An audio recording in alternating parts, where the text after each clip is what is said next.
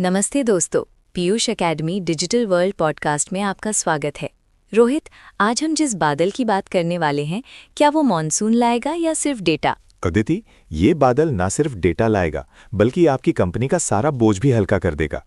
हम बात कर रहे हैं क्लाउड कंप्यूटिंग की। सही कहा। आजकल तो हर चीज़ डिजिटल है, मोबाइल, लैपटॉप, यहाँ तक कि हमारे स्मार्ट फ्रिज भी। और इस पूरे डेटा को संभालने के लिए ये क्लाउड टेक्निक एक क्रांति बनकर उभरी है। लेकिन सरल शब्दों में ये क्लाउड कंप्यूटिंग है क्या? सरल शब्दों में कहें तो ये इंटरनेट पर उपलब्ध कंप्यूटर संसाधनों का उपयोग करना है। सोचिए, पहले हमें हर चीज के लिए हार्डवेयर खरीदना पड़ता था, सॉफ्टवेयर इंस्टॉल करना पड़ता था। अब वो सब किसी और के बड़े से डेटा सेंटर में रखा है और हम इंटरनेट के जरिए उसे किराए पर इस्तेमाल कर रहे हैं। मतलब मेरा हार्डवेयर नहीं, मेरी चिंता नहीं। ये बिल्कुल ऐसा है जैसे आप खाना बनाने के लिए पूरा किचन खरीदने के बजाय बस बाहर जाकर खाना ऑर्डर कर लें। बिल्कुल, और इसके सबसे अच्छे उदाहरण हमारे रोजमर्रा की चीजों में हैं। आप गूगल ड्राइव पर फाइल सेव करती हैं, जीमेल इस्तेमाल करती हैं या नेटफ्लिक्स पर अपनी पसंदीदा सीरीज देखती हैं। ये सब क्लाउड ही तो है। मैं तो सोचती थी कि ये सिर्फ ऐप्स हैं। अच्छा, लेकिन रोहित, क्या ये अचानक से आसमान से टपक पड़ा या इसका कोई इतिहास भी है? नहीं अदिति, ये कोई रातों रात जादू नहीं हुआ। इसकी जड़ें 1960 के दशक की टाइम शेयरिंग अवधारणा में हैं, जब लोग एक ही मेन फ्रेम कंप्यूटर के संसाधन साझा करते थे। 1990 के दशक में इंटरनेट के आने से इसका विचार मजबूत हुआ।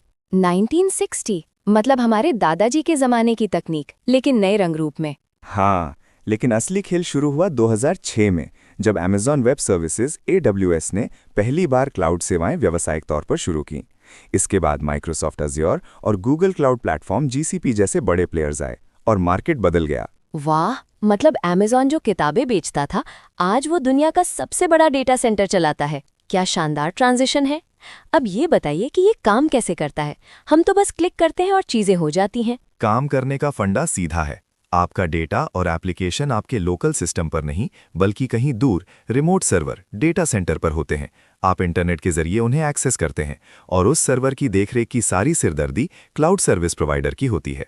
मतलब हमारे पुराने IT डिपार्टमेंट के हेड को अब सर्वर रूम की AC खराब होने की चिंता नहीं करनी पड़ेगी। बिल्कुल नहीं। अब आते हैं इसके प्रकारों पर, क्योंकि क्लाउड भी कई तरह के होते हैं, पब्लिक, प्राइवेट और हाइब्रिड। पब्लिक क्लाउड तो शायद वो है जो सभी के लिए खुला होता है, जैसे कोई पब्लिक लाइब्रेरी। एकदम सही। AWS, गूगल क्लाउड, अज्योर, ये सब पब्लिक क्लाउड है। ये सस्ते होते हैं। वहीं प्राइवेट क्लाउड किसी एक बड़ी संस्था के लिए होता है, जो अपनी सुरक्षा और कंट्रोल खुद चाहती है, जैसे कोई VIP लाउंज। और हाइब्रिड क्लाउड, ये तो नाम से ही मिक्सचर लग रहा है। हाइब्रिड क्लाउड इन दोनों का मिश्रण है। जब कोई कंपनी अपना कुछ डेटा पब्लिक क्लाउड पर रखती है, जैसे वेबसाइट होस्टिंग, और अपना बहुत संवेदनशील डेटा प्राइवेट क्लाउड पर, तो उसे हाइब्रिड कहते हैं। इसमें लचीलापन ज्यादा मिलता है। ये तो हो गए प्रकार। मैंने सुना है कि इसमें कुछ और मॉडल्स भी होते हैं, जैसे IaaS, PaaS, SaaS। ये क्या है? क्या ये क्लाउड की 3 अलग-अलग डिशेज हैं? हाँ, इन्हें सर्विस मॉडल कहते हैं। ये बताते हैं कि आपको कितनी सर्विसेज मिलेंगी। ये तो सबसे आसान है, जैसे किसी रेस्टोरेंट में जाकर सीधा खाना खाना। दूसरा है PaaS, platform as a service. इसमें आपको एप्लीकेशन डेवलप करने का प्लेटफॉर्म मिलता है, लेकिन आपको अपना कोड खुद लिखना पड़ता है। ये गूगल ऐप इंजन इसका उदाहरण है। ये ऐसा है कि रेस्टोरेंट आपको किचन, गैस और बर्तन दे दे, लेकिन खाना आपको खुद बनाना है। समझ गई। और आखिरी IaaS, ये सबसे मुश्किल वाला होगा शायद। हाँ, ये सबसे निचला स्तर है। इसमें आपको वर्चुअल मशीनें, स्टोरेज और नेटवर्किंग जैसे बेसिक इंफ्रास्ट्रक्चर मिलते हैं। ये ऐसा है कि आपको खाली प्लॉट, ईंट और सीमेंट मिल गए। अब आपको अपना घर यानी एप्लीकेशन खुद बनाना है। AWS EC2 इसका एक बड़ा उदाहरण है। बहुत बढ़िया। अब जल्दी से इसके फायदे और नुकसान भी बता दीजिए। फायदे तो दिख रहे हैं, कम लागत, कहीं से भी एक्सेस। और नुकसान? इंटरनेट पर निर्भरता तो सबसे बड़ी समस्या लगती है। अगर नेट चला गया तो हमारी पूरी डिजिटल जिंदगी रुक जाएगी।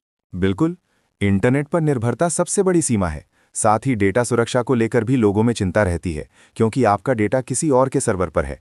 और हाँ, अगर आप बहुत लंबे समय तक क्लाउड का उपयोग करते हैं, तो कई बार ये खुद का सर्वर लगाने से महंगा भी पड़ सकता है। ये सही कहा।